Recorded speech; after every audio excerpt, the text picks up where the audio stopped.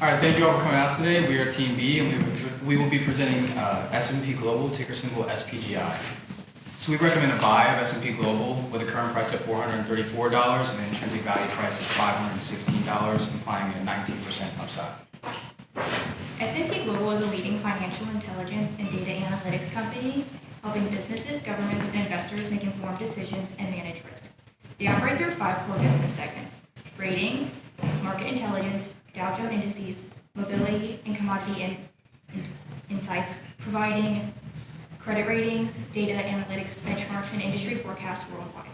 With a 90% client retention rate, high recurring subscription revenue, and AI-driven tools. Some of the risks associated with S&P Global are the risk that global tensions may result in civil sanctions or liabilities for the company, and the risk that the mobility spinoff may not go as planned or may not qualify as tax-free. And then the last one is that competitive AI products may decrease demand for their services.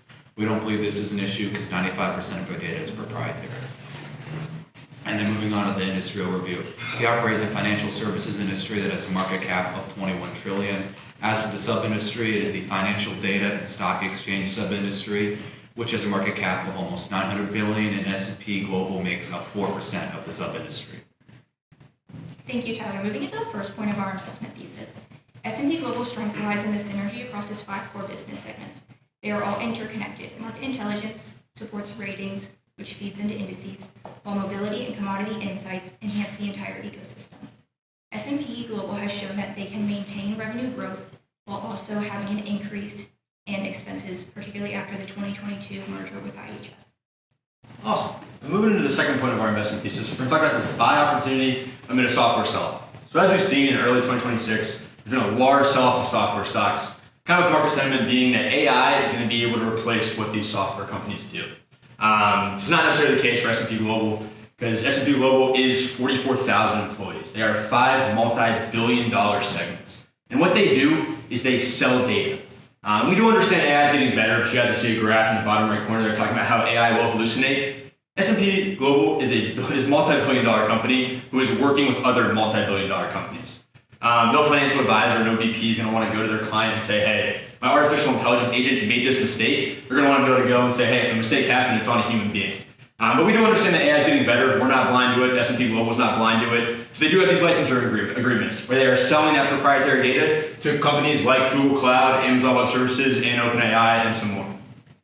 Yeah, now going into financials, starting with the competitor analysis. And as you can see on the graph, S&P Global is the clear winner in efficiency, starting with their 42% operating margin and their cash conversion cycle nearly 30 days faster than Moody's, displaying their ability to collect cash on their sales at a faster rate while operating on a larger scale. With this efficiency, they're able to generate around $5.5 billion in free cash flow, which is more than double the average in the industry. Furthermore, looking at their leverage ratio sitting pretty healthy, showing that they could pay off their short-term obligations on a consistent rate. And then finally, their PE ratio sitting around 27x, which is pretty low in the industry at the moment, and we see this as a buy opportunity. Now moving to a revenue comparison graph. At the top, we have 2 competitors, FactSet and Moody's. But the main story here is that S&P Global is not just a ratings company. They have their diverse and synergized segments, including their data platforms that brought in around $5 billion in 2025. And this segment brings in a natural hedge into the rating segment due to the recent volatility in interest rates and credit issuance. Furthermore, S&P Global is dialing back on the mobility segment due to the recent performance and the low margins we've seen. But this is not just a revenue shift. This is also an opportunity for them to reallocate their capital into their high-low, high-margin products. Great, thanks, man. Now, continuing to talk about S&P Global's strong financials, I want to talk about their free cash flow. And not just the fact that they have it, but the fact that it has increased over the past 10 years. Leadership understands how important it is, and they want to make sure they always have it on hand.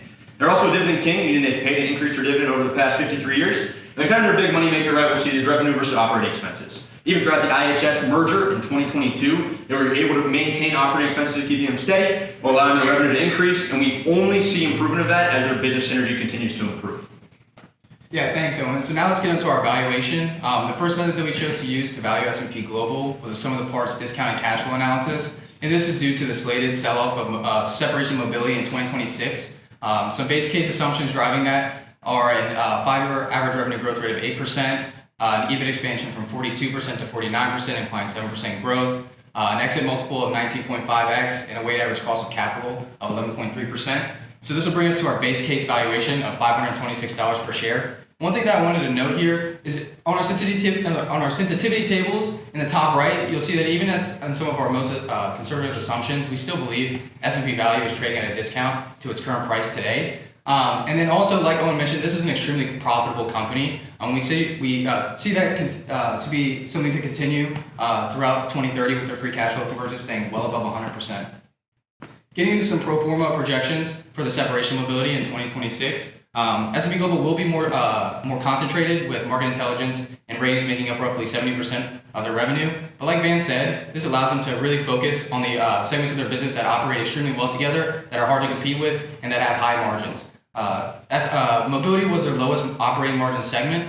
So with the separation of that, they're going to be able to cut some operating drag on their final margin. And so along with that and the increased efficiency, we believe that they will reach 49% operating margin in 2030. The second valuation method that we chose to use was comparables analysis. And so this we use Moody's, MSCI, NASDAQ, and ICE. And we took a 50-50 split between our EV revenue and EV EBITDA comps multiples, and that brought us to a value of $494. To continue the valuation, we weighted the comparables at 15% and the DCF at 85%. To break down the DCF, 15% weighted as the bear case, 75% was the base, and 10% was the bull case. We chose a DCF because we believe S&P Global, being a consistent company with strong and consistent cash flows, this was the most valuable way to evaluate the company, and this brings us to a total price of $516. Yeah, so to bring it together one more time, we recommend a buy of S&P Global with a current price of $434 and an intrinsic value price of $516. This is due to the success in business synergy and margin expansion that we've seen since the IHS market merger in 2022. Like Owen mentioned, these companies are more valuable together. They enhance the value for the customers when they're combined together, and it provides them a better selling point than their competitors, as well as a software sell-off. As well as a software sell-off, creating a buy opportunity. They're unlike a lot of other software companies. Their value lies in their data. That is what they sell to their customers. It's not the platforms, but the data that they sell that provides the value, which helps to insulate them from this AI risk with them having 95% proprietary data. And with that, we'll take any questions. They have a 90% client retention rate. What's their customer growth rate? On which segment or total? Just you could break it down, but in total. So in terms of customer growth rate, I'm not 100% sure what it is totally. Okay. For market intelligence, I have I'm gonna just go to this slide because it might help to give some clarity. So I did a revenue forecast for them. They break it down based off of yield, so it's hard to tell what their customer growth rates are. But for the assumptions that we make for our evaluation, it's roughly about 3% to 3.5%. They see higher revenue, higher customer acquisitions with AI. They actually think it's going to be a net positive for them, and they're going to be able to sell it to more people, like the licensing agreements that they have right now.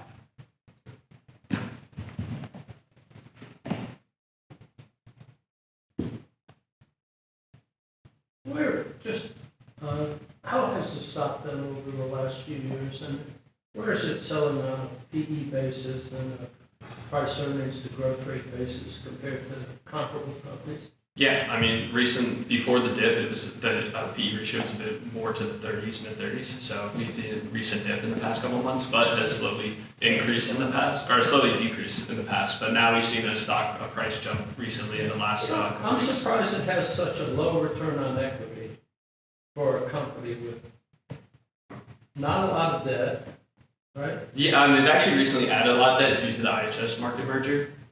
That being said, with their mobility segment sell-off, they're able to even lower that debt even more. Yeah, so I can kind of get some more clarity onto that too. So their numbers look artificially skewed. It's because of the IHS market merger that they did in 2022. Their balance sheet got heavier, but a lot of it was in intangibles. So a lot of the stuff that they record as needing to account the denominator and the return on invested capital, it got bigger, while the returns necessarily haven't shown the exact same kind of return. Before the IHS market merger, the return on invested capital was sitting at the mid-30s, but because their balance sheet got heavier, it just kind of skews them. They're actually operating very efficiently. It's just the accounting principles dictate how it's reported. Thank you. One of your points was that it makes sense to keep all of these together. Why are they selling the mobile business, the mobility information business? Yeah, so they're selling mobility arm of the company, because while it's a profitable arm, the margins for that aren't as high as the margins in the other segments. So this allows them to focus on what they're best at with the best margins, sort of consolidate and put more of their money into the most profitable parts of the company. And I think the other thing to speak on that is they've done this multiple times. I mean, they used to be McGraw-Hill Education, and in 2013 or 2008, they sold that off. They started as a railroad company in back in the 1890s or something like that. They have been a strong company for a very long time, continuing to kind of sell things off and then learning how to deal with it as time moves on. So they've done it before, so doing with the mobility segment, they're in a position where they know what they're doing. It was also part of the IHS Market merger in 2022, so they just kind of bought it. But they bought IHS Market for the private market intelligence side, and so I think they're just cutting the parts that they don't want and keeping the stuff that they do. Gotcha. Can you talk more about the competitive landscape for this particular type of industry? Yeah. So anybody want to talk about that first? I can. So really the big players for them, it's hard to find a direct comparable to S&P Global because they have their hands in so many markets, but they hold a dominant share in a lot of those markets. So if you think about ratings, it's really the big three. It's them and Moody's and Fitch, and they have the largest market share there. If you think about market intelligence, it's really them, FactSet, Moody's again, and they hold a dominant share there. What really sets S&P Global apart is the ability for them to compile all that into one, especially for enterprise businesses that are multi-billion-dollar businesses that don't want to be paying separate vendors for each segment of data. They can provide a whole suite of data around these companies, and it's fully inclusive where they don't have to go to anybody else besides them. So if you want to buy like an energy company, right, you can get the debt structures of the companies that you might want to acquire. You can get their earnings reports from them. You can get the energy commodity pricing, the upstream effects of that, all of that with S&P Global without having to go and get data from anywhere else, which is a big value add for them. Who owns Frank Russell Company? Do you know that offhand? Frank Russell, the Russell Index Company? It's the only even close peer to getting like, ICE? S&P 500. The Intercontinental Exchange? No idea. Right. I have no idea. Or NASDAQ. I think it's one of the two. I'm not 100% sure. Though. Yeah, no, they did. Every year they charge us more.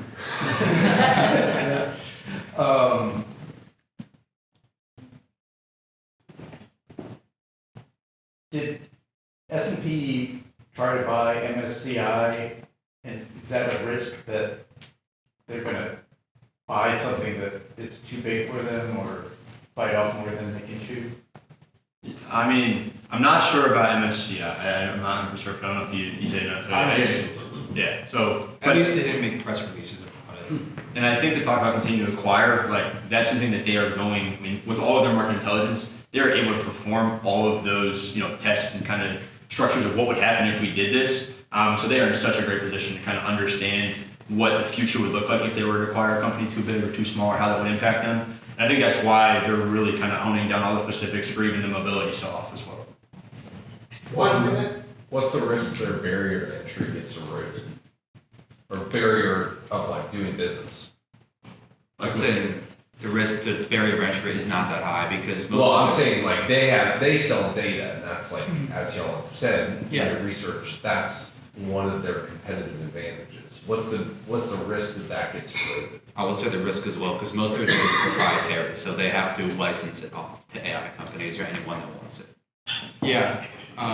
And like for them, the cost is going out and collecting the data. So they work with thousands of companies to collect this data and put in the time to structure it and make sure that it's accurate and sorted for companies. That's the value that they provide. And I mean, another company would have to go and build on the same customer relationships that they've had for 50 years now. If you want to go to the Kensho slide as well, we can talk. So AI perspective, they've started incorporating Kensho into their ability. Kensho is their AI kind of database that uses when they try to clean up all the data for the companies they sell it off to. Yeah. So they use Kensho to be able to give those companies a stronger perspective in the AI databases to then see it better. Yeah. Thank you guys.